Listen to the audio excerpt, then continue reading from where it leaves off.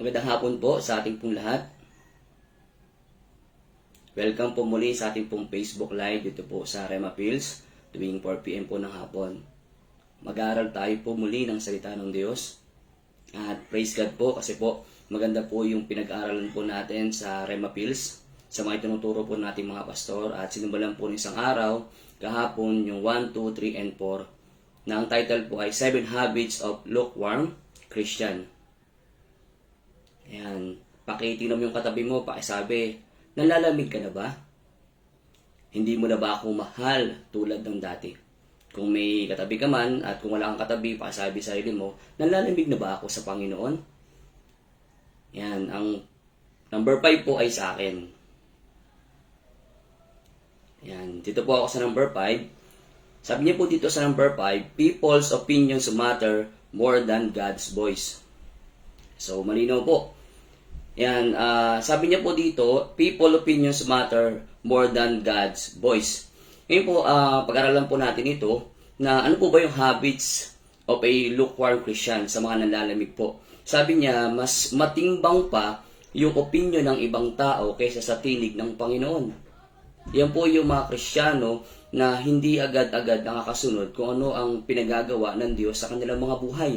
Ngayon sabi niya po dito, may nabasa po ako, sabi niya, ano ba ang pipiliin mo, tinig ng Diyos o opinion ng tao? Hindi po masama na tayo po ay mabigyan ng opinion, hindi po na masama na bigyan tayo ng mga paalala, mga suggestion na maaring gawin natin sa buhay po natin. Pero ano nga ba ang pwedeng mangyari sa isang tao once na yung opinion ay sinunod mo pero hindi pala ito ang kalooban ng Diyos? Sa madaling salita, maaari po tayo ay mapahamak. Kaya nga sabi po dito, tinig ng Diyos o opinion ng tao. Yung sabi niya, ang opinion ng tao ay madalas nakabase sa manlabas na anyo, sa pananaliang uso, habang ang Diyos ay tumitingin sa puso ang paghahangad ng pag-aproba ng tao. Ang Diyos po ay nakatingin sa puso po ng tao. Amen po. Samantalang ang iba, titingnan ng mga tao na nakabase sila sa panlabas na anyo, sa tingin na kung aling kakayahan na mayroon ng tao. Ngayon po, dapat ang pakinggan natin, ito ba ay kalooban ng Diyos? Ito ba ay will ng Panginoon o hindi? Kasi maaaring magbigay ng opinion ng ibang tao na against o taliwas sa sinasabi po ng salita po ng Diyos. May mga opinion naman po na makakabuti para po sa atin. Pero ano ba ang dapat natin pakinggan? Ano dapat natin ang pwede natin gawin kapag ang tao po ay nagbigay ng opinion po sa atin? Siyempre, unang-una gawin po natin ay tayo po humingi ng tulong, humingi tayo ng guidance sa Panginoon. Kasi sabi po ng Biblia, ang banal na Espiritu po ang tutulong po sa atin, mag-guide po sa atin paano po natin masundan kung ano po ang kalooban po ng Diyos. Kasi maaaring may mga tao po na magbibigay po sa atin ng opinion, magsasabi sila, alam mo maganda, ito yung buhay na meron ka. Alam mo maganda, ito yung pangarap na dapat mong sundan. Maaaring may mga pangarap tayo sa buhay po natin. Ang tanong po sa atin, ito po ba ay nasa plano ng Diyos o taliwas sa sinasabi po ng salita po ng Panginoon? Kasi mga kapatid, ito po, no, kapag taliwas ang opinion ng ibang tao o plano mo sa buhay mo, sa madaling salita, tayo po ay mapapahamak ang buhay po natin. Pero kung pakinggan po natin yung sinasabi ng Diyos, sabihin natin, may mga pastor po sa atin, nagbibigay po sa atin ng payo, nagbibigay ng paalala. Pero i-check natin yung heart natin kung ito po ba ay kalooban po ba ng Diyos yung sinasabi sa atin ng mga tao o ikaw mismo ang titingin sa sitwasyon ng buhay na meron ka. Ito ba ay plano po ba ng Diyos o plano po ng tao? Amen po. Yung sabi niyo po dito kasi sa opinion ng ibang tao, maaaring ito po ay maging hadlang dun sa plano po ng Diyos sa buhay po natin. Alam niyo po, ang pangarap ko po dati, halimbawa po ako na lang po, no? Ang pangarap ko po dati ay maging artista. Hindi, joke lang naman po yan. Meron akong pangarap sa buhay ko po. Meron akong layunin, meron akong plano sa buhay. At may mga opinion sa akin na sinasabi ang pamilya ko, maraming tao sa buhay ko, sa paligid ko. Pero alam niyo po, kapag ang Diyos po ay kinakausap natin, nagtatanong tayo sa Panginoon, Lord, ano ba yung plano mo? Ito ba ay will mo sa buhay ko? Ito ba ay nakadesign para ako ay manatili o ako ay makapaglingkod ng lumalago sa gawain mo? Alam niyo po, napagtanto ko sa buhay ko, kapag talagang sinisik mo ang Diyos at inuuna mo ang Panginoon, nagtatanong ka, Lord, ano ba yung will mo sa akin? Nakaproseso lahat ang plano ng Diyos sa buhay po natin at lahat po ng plano ng Diyos ay makabuti para po sa atin. Maaaring ang ibang tao magbigay ng opinion, pero panandalian lamang yung mga opinion na pwede nilang sabihin po sa atin. Pero ang opinion ng Diyos, ang tinig ng Diyos ay tayo po ay nasa mahabang proseso at alam ng Diyos yung kahinatnan natin hanggang sa dulo. Amen po. Kaya nga sabi dito po, no, kung kayo po ay may Biblia, yan.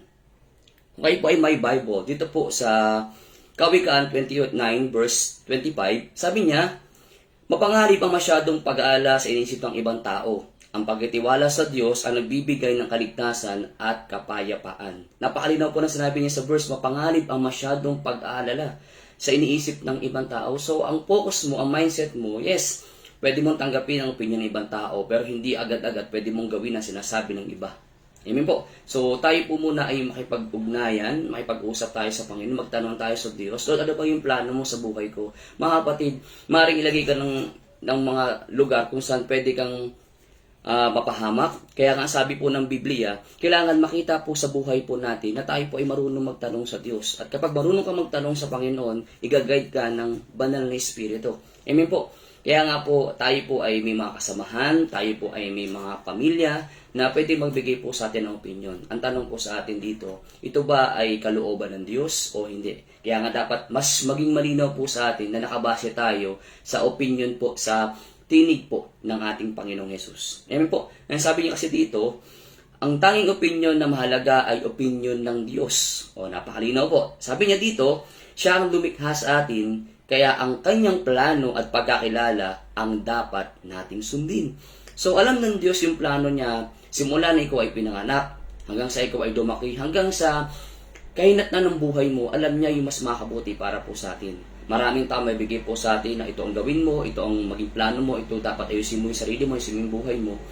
Yes, maganda yung mga binibigay po ng ibang tao po sa atin, pero may mga tao magbibigay ng opinion na against sa kalooban po ng Diyos. Kaya maging maingat po tayo sa ating mga plano, sa bawat ginagawa po natin, sa bawat buhay po natin. Amen po, nakuha niyo po ako. And sabi niyo po dito, sa Kawikaan 29, verse 25, huwag mong ikahabahala ang sinasabi ng iba. Magtiwala kay Yahweh at mapapanatag ka. So, napakalino ng sinasabi. Sabi niya, huwag kang mabahala sa sinasabi ng ibang tao. Sabihin natin, yung iba po sa ating mga taga-rema, tatagal na po. Sinasabi ng ilan na matatanda na, hindi pa nag-aasawa. Sinasabi nila, bakit ang tagal mo na dyan, ganyan pa rin yung buhay mo. Wala pa rin saysay na parang walang patutunguhan yung buhay mo. Marami po tao na sasabi na kung ano man yung sinasabi ng ibang tao sa atin po.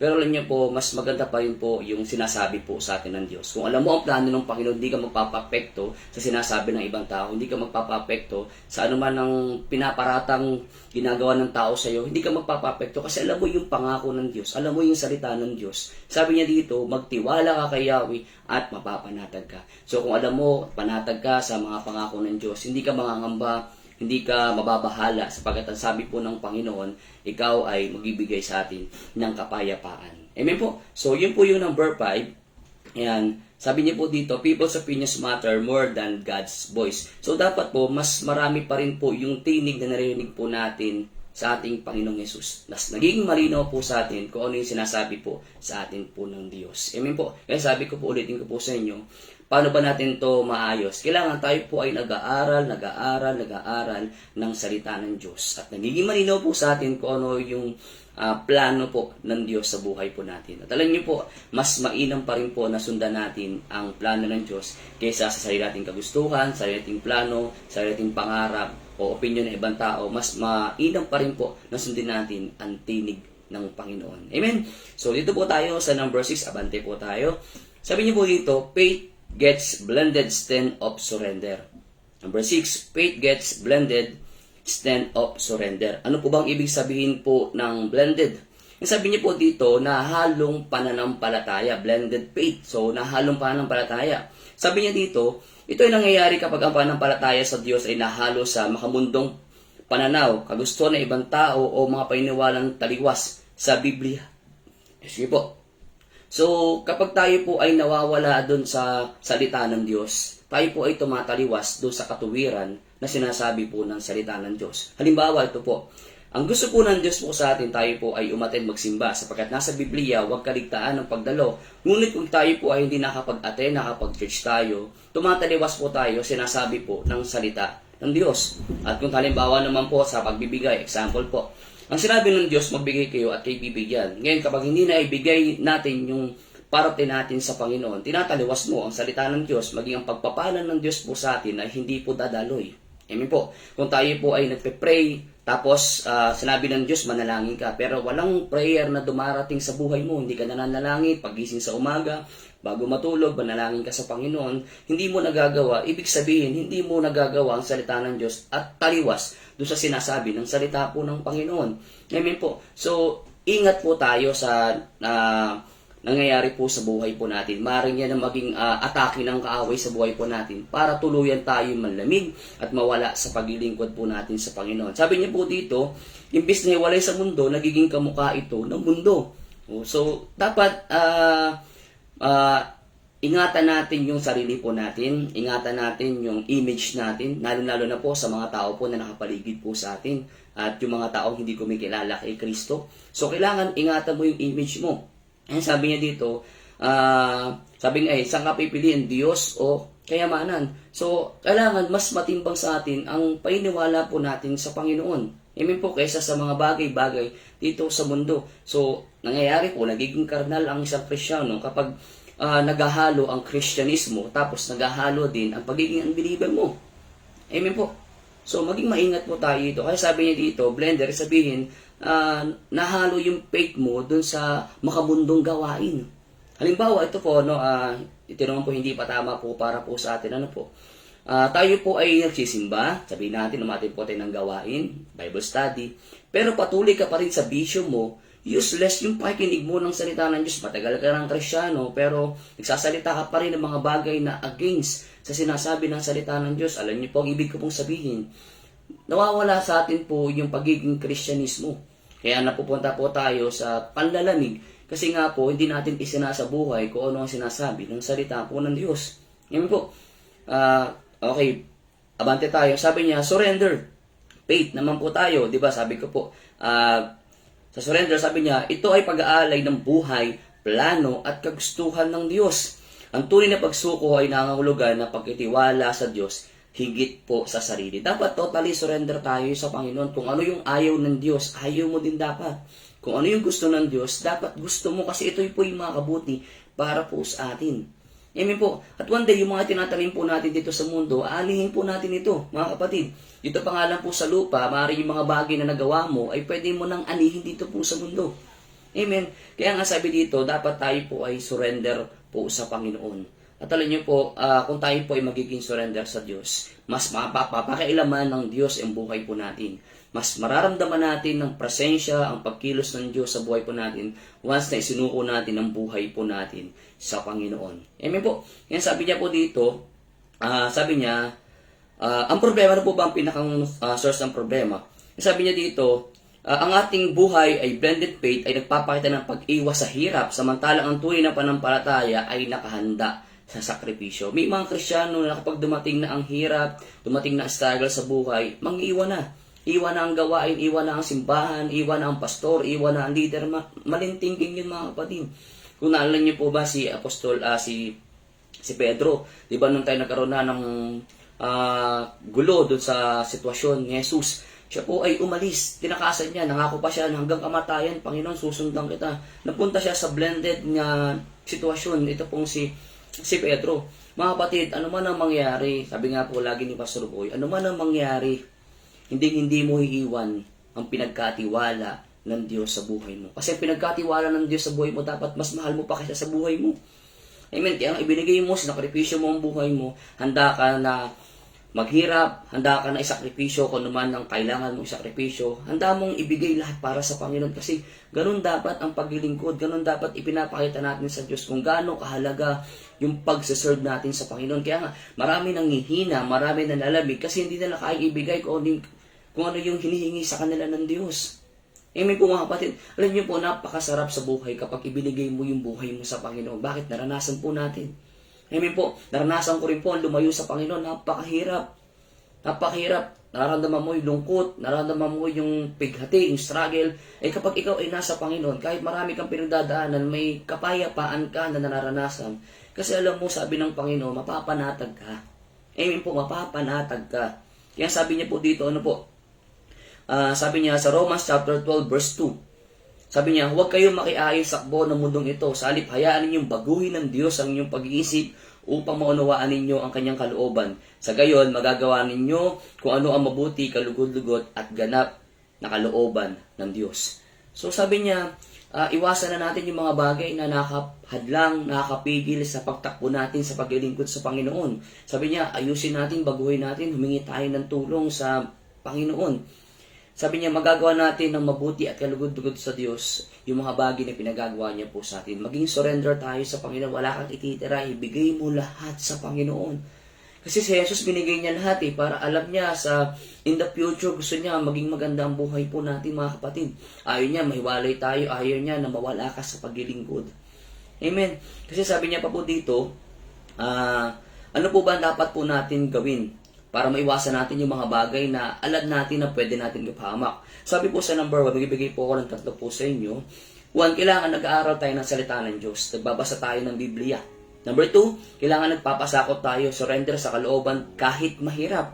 At number 3, kailangan tayo po ay manalangin ng may pagtitiwala sa Panginoon. So ito po ang 3 na binigay ko po sa inyo. Ito po isa sa mga kailangan po natin gawin para maiwasan natin yung mga bagay na haring makapagpahadlang, makapagpawala sa atin sa paglilingkod po natin sa Panginoon. Amen po. So ilan po yung gusto ko maunawaan po ninyo, maintindihan po natin na sabi ng Biblia, ayaw ng Diyos na maligamgam tayo. Kasi napakasakit sabihin ng Diyos na iluluwal niya tayo, isusukan niya tayo kapag tayo po ay maligamgam. So kailangan po natin gawin is, kung tayo man po ay dumarating yung time na struggle na pinagdadaanan tayo, lapit tayo lang sa Diyos. Lapit tayo, magpasakop tayo sa Panginoon. At magpatulong tayo. Lord, tulungan mo ako. At ano ba yung plano mo? Ano ba yung will mo? Sundin po natin. Mga kapatid, ulitin ko po sa inyo, mahirap po ang mawala sa paglilingkod. Napakahirap mawala sa paglilingkod. Ang daming atake ng kaaway, ang daming bulong ng kaaway. Ang hirap labanan kasi layo mo eh. Pero pag ikaw ay nasa kalooban ng Diyos, kapag ikaw ay nasa plano ng Panginoon, makakaya mo lahat. Kasi sabi ng Panginoon, ang ganda ng sinabi niya, mapapanatag ang kalooban mo. Amen po. So yun lang po gusto kong may bagi po sa inyo. Nawa po ay tayo po ay may natutunan sa hapong ito. Sige po, tayo po yung manalangin. Panginoon, marami pong salamat sa oras na ito. Salamat, Panginoon, sa mga salita mo na aming pong napakinggan. Salamat sa mga paalala mo. Tulungan mo kami, Ama, na ma-overcome namin yung mga kahinaan namin. Tulungan mo kami, Panginoon, na matapakan namin kung ano yung plano mo, kalooban mo sa buhay namin. Hindi namin, O Diyos, bigyan mo kami ng pusong masunurin, pusong matapat, at pusong isusuko ang lahat para sa iyo. Salamat, Panginoon, sa oras na ito. Sa iyo ang kapurihan, sa pangalan ni Jesus. Amen. So yun po, magandang hapon po sa inyo. Maraming salamat po sa inyo, Panginoon. God bless po.